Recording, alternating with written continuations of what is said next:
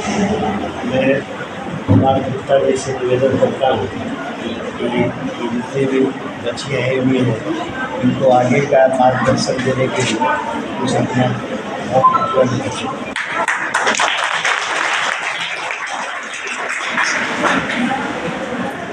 अच्छा, वैसे जहाँ पर भी मैं जाता हूँ तो मैं जनरली बैठ के ही बोलता हूँ, पर यहाँ बैठ के बोलूँगा पीछे जो बच्चे बैठे हैं उनको दिख नहीं पाऊँगा शायद मैं, तो मैं आगे रहूँगा यहाँ पे जैसे कंफर्टेबल फील बताओ सर।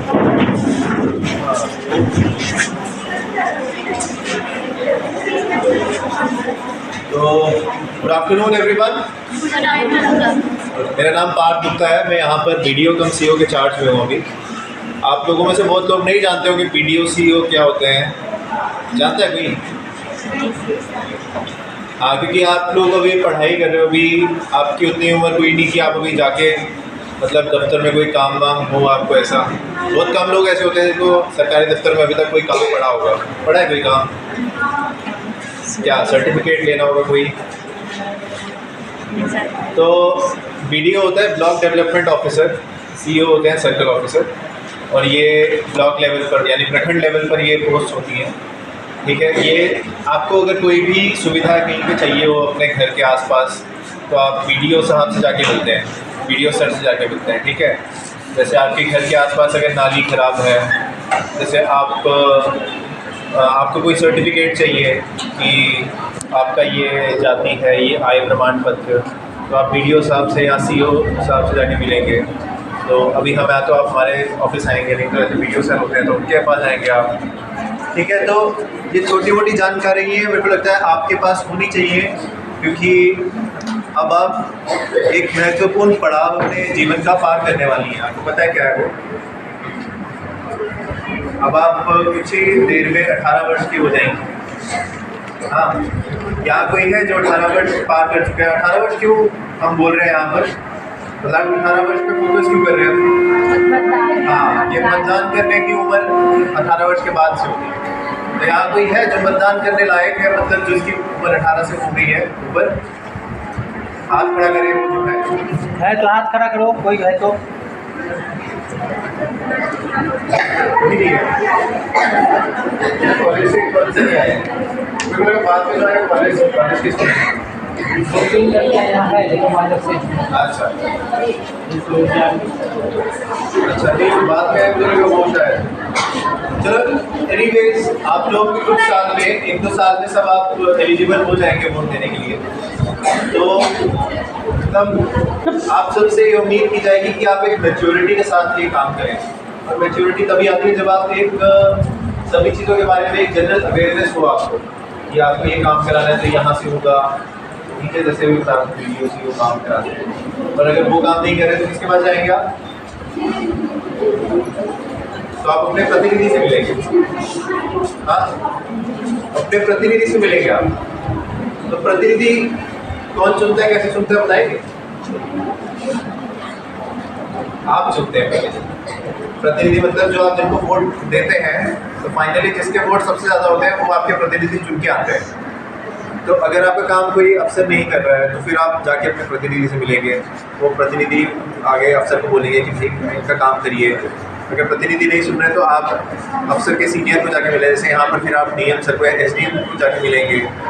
ठीक है, तो इस तरह से अपना काम करवाना होता है। नहीं तो आप सीधा पत्र, आजकल ऑनलाइन ज़माना है तो आप अपना सीधा ईमेल डाल सकते हैं CM को, CM बिहार को। तो वहाँ पर वो CM बिहार के ग्रीवेंस रिड्रेसल पोर्टल होता है इंटरनेट पर। इंटरनेट को चलाते होंगे यहाँ पे सभी? हाँ, तो उनका एक ग्रीवेंस रिड्रेसल पोर्टल होता है, उस पर आप डाल सकते हैं। तो उससे आपके काफ़ी सारे, अगर आपको कोई काम है जो आपको कराना है और नहीं हो पा रहा है तो वहाँ से भी हो सकता है। तो ये सब अवेयरनेस आपको होनी चाहिए, क्योंकि अब आप क्या बोलते हैं, एडल्टहुड में आने वाले हैं। आपसे उम्मीद की जाती है कि आप सब रिस्पॉन्सिबिलिटी लेने को तैयार है। तो रिस्पॉन्सिबिलिटी लेने को इंसान तभी तैयार होता है जब उसे पता होता है कि काम कैसे करवाना है। अच्छा, यहाँ पर बहुत सारे बच्चों ने बोला ये वोट के बारे में और शिक्षा के बारे में, तो इन दो मुद्दों पे मतलब मेरा खास ध्यान रहा था। उसके अलावा जो बाकी जिला के महत्व के बारे में भी काफ़ी लोगों ने बोला, तो अच्छा लगा काफ़ी आप लोगों को सुन के। एक चीज़ आपको जो सुनने आए हैं वो आपकी बात सुन पाए, क्योंकि ऐसी बहुत सारी चीज़ें होती हैं जो आपके विचार जो होते हैं, काफ़ी अच्छे विचार जो होते हैं दूसरे को मिलने चाहिए अगर वो आए हैं आपसे सुनने को। तो वो अगर आप बोल रहे हैं और दूसरे को ना सुन पाए तो उसमें आपका भी नुकसान है और दूसरे इंसान का भी नुकसान है कि उसको सुनाई नहीं दे रहा है। तो मैं यही कहूँगा कि आप थोड़ा ज़ोर से बोलें। बाकी महिलाएं जब भी किसी पब्लिक मंच पर बोलती हैं, पब्लिक फोरम में बोलती हैं, तो ये काफ़ी अच्छा लगता है देखने में, क्योंकि ये कहीं ना कहीं पूरे जो महिला विकास का हमारे जो जर्नी है उसका एक बहुत ही महत्वपूर्ण हिस्सा है। जैसे छोटी छोटी जो अभी बच्चियाँ हैं वो आके बोले अगर सामने आके, तो इससे हम देख सकते हैं कि भविष्य में जो है महिलाओं की पब्लिक फोरम में भागीदारी ज़्यादा होगी। आप देखते हैं कि आजकल क्या मतलब पहले से बिहार में और पूरे इंडिया में जो महिलाओं का वोटिंग परसेंटेज है वो काफ़ी कम रहता है पुरुषों के कंपैरिजन में, ठीक है।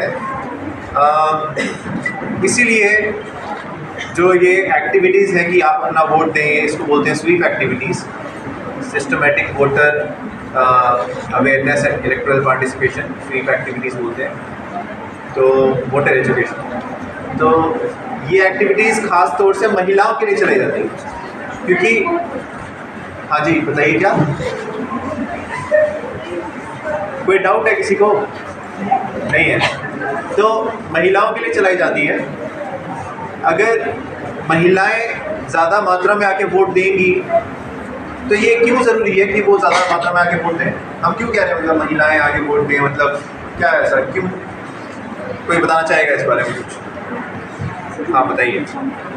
महिलाएं तो वोट में जो भागीदारी और दे तो रही है, लेकिन उसका काम तो उनका पति ही करता है, जैसे कि मुखिया करता है। अच्छा नहीं, आप दूसरे सवाल का जवाब दे रही हैं। मैं पूछना चाह रहा हूँ कि हम क्यों चाहते हैं कि महिलाएं आगे वोट दें? कि अपना अधिकार खुद महिला जानती है और दूसरी महिला का दर्द और दूसरी महिला जानती है, और इससे आने पे हमारा विकास होगा, हम अपनी भागीदारी दूसरे फील्ड में दे पाएंगे। आप कुछ बोलना चाह रहे हैं? महिलाओं को अधिकार इसलिए भी देना चाहिए ताकि बहुत सारी लड़कियां होती हैं जो पढ़ना चाहती हैं लेकिन संकोच के ऐसे नहीं पढ़। अधिकार तो हम दे रहे हैं, हाँ। पर हम ये जानना चाह रहे हैं कि हम क्यों चाहते हैं कि महिलाएं ही आगे ज़्यादा वोट दें। मतलब पुरुष तो दे रहे हैं, महिलाओं को क्यों कहते हैं हम कि आप ज़्यादा वोट दें आगे? शायद महिलाओं को वो एक थिंकिंग पावर होती है जो हम सोच सकते हैं कि विकास का चयन करने के लिए कौन से सरकार सही है। ठीक, तो हाँ यहाँ पर एक जो कॉन्सेप्ट होता है कि view point of affected parties, तो इसमें क्या होता है कि हम ये बोलते हैं कि विकास कैसे हो सकता है? विकास तब हो सकता है जब जिन लोगों का विकास नहीं हुआ है या जो सबसे कम जिनका विकास हुआ है, अगर हम उनका व्यू पॉइंट लेके विकास करें तो ज़्यादा अच्छे से विकास हो सकता है, ठीक है। तो अगर हम अपने समाज में देखें तो महिलाओं का जो विकास है वो कहीं ना कहीं थोड़ा कम हुआ है कंपेयर टू पुरुष। तो इसलिए हम महिलाओं को कहते हैं कि आप अपने समझ से वोट दीजिए, क्योंकि आपका जो व्यू पॉइंट है वोट देने का वो पुरुषों से थोड़ा अलग हो सकता है। तो आप अपनी समझ से वोट दीजिए, और इसीलिए हम महिलाओं को पढ़ाने पे भी फोकस करते हैं, क्योंकि जब वो पढ़ेंगी तब उनका समझ विकसित होगी, ठीक है, और तब वो एक अच्छी समझ से वोट दे सकती हैं, अपना भला बुरा सोच के वोट दे सकती हैं, ठीक है। और इसी चीज़ में एक और चीज़ है कि बहुत जैसे आपने बताया कि वो वोट देती हैं लेकिन किसी के दबाव में आके वोट देती हैं, तो ऐसा करने की कोई आवश्यकता नहीं है, क्योंकि आप जो वोट दे रही हैं वो आपको किसी को बताने की आवश्यकता नहीं है आपने किसको वोट दिया।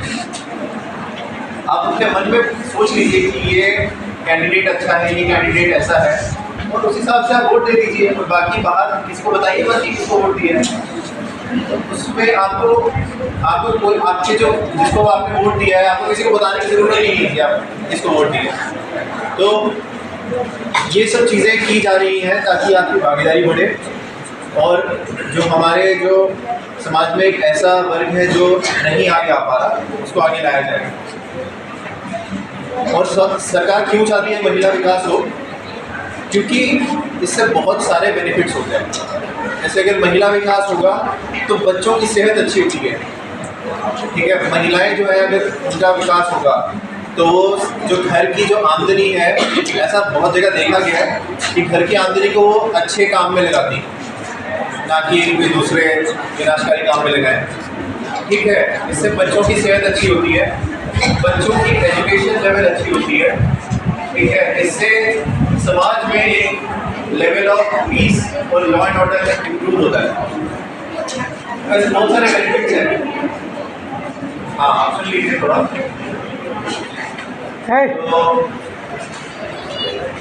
तो हाँ, ठीक है, बस इतना ही कहना था मुझे कि अब आप 1 साल में अब वोट देने लायक हो जाएंगे, आपकी क्या रिस्पॉन्सिबिलिटी बनती है मुझे बताया मुझे। मतलब ठीक है, वोट तो दे रही है, पर जैसे ही आप 18 ईयर्स के होते हैं तो क्या करेंगे पहले,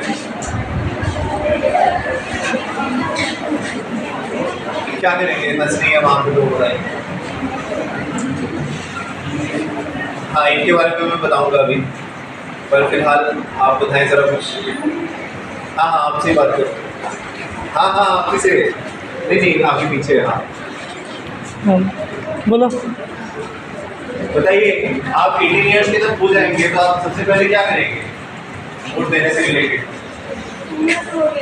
बोलो, कुछ बोलो। बोलिए। मेरा नाम खुशबू तिवारी है और एज 30+ हो गया है। मेरी बात आ रही, वहाँ तक आगे आ जाओ। बूथ लेवल ऑफिसर, उनसे आके संपर्क करिए और बताइए कि आपका नाम वोटर लिस्ट में जुड़वाएं। ठीक है, क्योंकि आप लोग वोट देंगे तो हो पाएगा कुछ। बहुत सारे लोग क्या होते हैं कि वो अपने मतलब बिहार से बाहर चले जाते हैं कहीं काम वाम के लिए, उनके लिए आना थोड़ा मुश्किल हो जाता है। वैसे तो सबको वोट देने के लिए घर आना चाहिए, ये एक उनका राष्ट्रीय दायित्व बनता है कि वोट देने घर आए, पर क्योंकि आप लोग तो घर पे ही हैं तो आपको अपना एनरोलमेंट कराना चाहिए। और यही है, जब वोट देने का मौका मिले तो जरूर वोट दें। ठीक है, जागरूकता से संबंधित है और कॉलेज का भी अपना कार्य है। इसमें मतदान के अलावे भी टॉपिक जोड़ा गया है। पिछले बार वीडियो साहब जब आए थे तो कुछ बिंदु पर यहाँ पर चर्चा किए थे, छात्राओं को उपदेश दिए थे और दीपशिखा भी आई थी। दीपशिखा महिला विकास मंच की प्रदेश की अध्यक्ष है, वो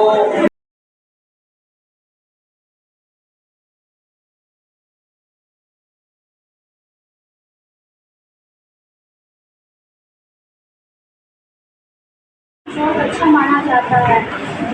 इसका झलक व्यक्ति के नाम से ही पता चलता है। किसी बच्चे का नाम लिखना रहता है, उसका संबंध होगा मिथिला यानी राज्य से हो जाता है। मिथिला वर्तमान में एक सांस्कृतिक क्षेत्र है।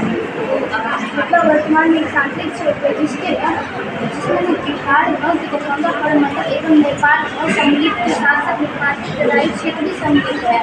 मिथिला की लोकगीति मिथिला की सदियों से चली आ रही है। जिसका भौतिक परंपरा भारत और भारत के बाहर भी जाना जाता है।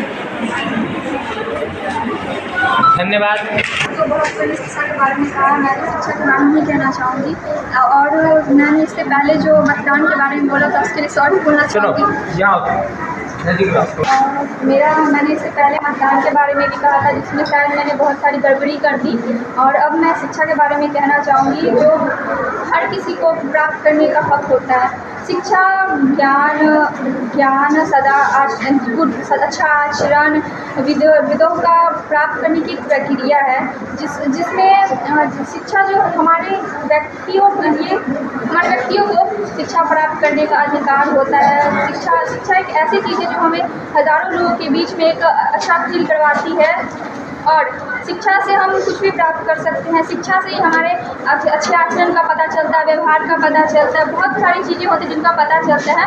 और सबसे बड़ी बात तो ये कि शिक्षा से हमारे सबसे बड़ा थैंक यू मैं अपने सरकार को कहना चाहूँगी, जिसने लड़कियों को आगे पढ़ने के लिए इतना सारा व्यवस्था किया हुआ है। उन्होंने एक पैकेज बनाया हुआ है। 10th में उत्तीर्ण करने पर 10,000, 12th में उत्तीर्ण करने पर ऐसे ही कुछ पैकेज बनाए हैं, जिससे लड़कियाँ अपनी पढ़ाई को जारी रख सकती हैं। और इसीलिए एक देखा जाए तो शिक्षा 2 प्रकार की होती है, औपचारिक और अनौपचारिक। औपचारिक शिक्षा जो होती है, प्रथम शिक्षा तो हम अपने माता पिता से ही पाते हैं, उसके बाद हम शिक्षकों से पाते हैं, गुरु से पाते हैं। अच्छा मित्र होता है, उससे भी हम शिक्षा पा सकते हैं। शिक्षा की देखा जाए तो शिक्षा की कोई उम्र नहीं होती है। शिक्षा हम किसी से भी सीख सकते हैं, वो छोटे हो या बड़े हो, हम किसी से भी शिक्षा प्राप्त कर सकते हैं।